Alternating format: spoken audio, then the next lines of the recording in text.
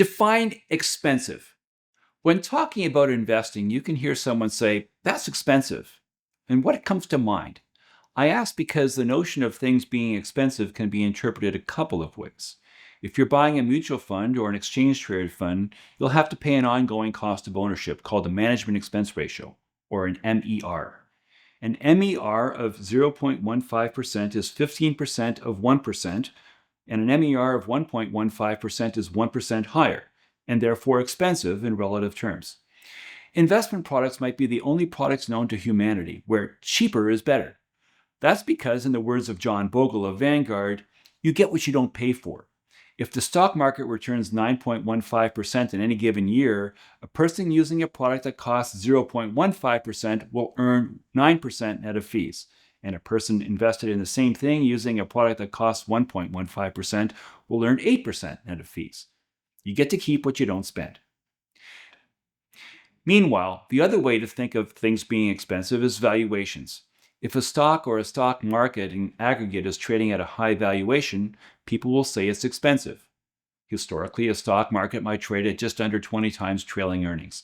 Therefore, if that market is trading at 30 times earnings, you could say it's 50% more expensive than it has been historically. Both definitions of expensive are true in their own way, but they mean different things. Throughout my career, I've been mostly focused on the first definition, how much you're paying in ongoing annual fees to get access to a product. More recently, over the past 5 years or so, I've been more concerned about the second definition. I'm willing to pay more in ongoing costs if I can build portfolios using products and asset classes that are not as expensive based on historical measures. Pretend you want to sell your house. You want to get the best possible price for it, but you don't want to have to pay too much to the real estate agent in order to sell it. The typical real estate commission is 5%, with half going to the selling agent and half going to the buying agent. If you can find an agent that is willing to work for less, say 1.5%, then the commission you pay to sell your house will only be 4% in total.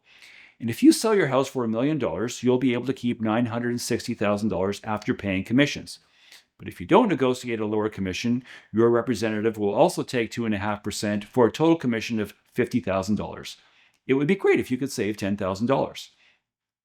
Now think of it from the perspective of trying to get the maximum value for your property. Paying 1% less overall is nice, but what if your representative didn't get you the best deal? What if another representative could have sold your house for $1.1 million? You'd be saving about $10,000 in commission, but you'd be foregoing an additional $100,000 in a tax-free capital gain. Now, some people call that penny wise and pound foolish. Obviously, this example is an oversimplification, but still my point stands.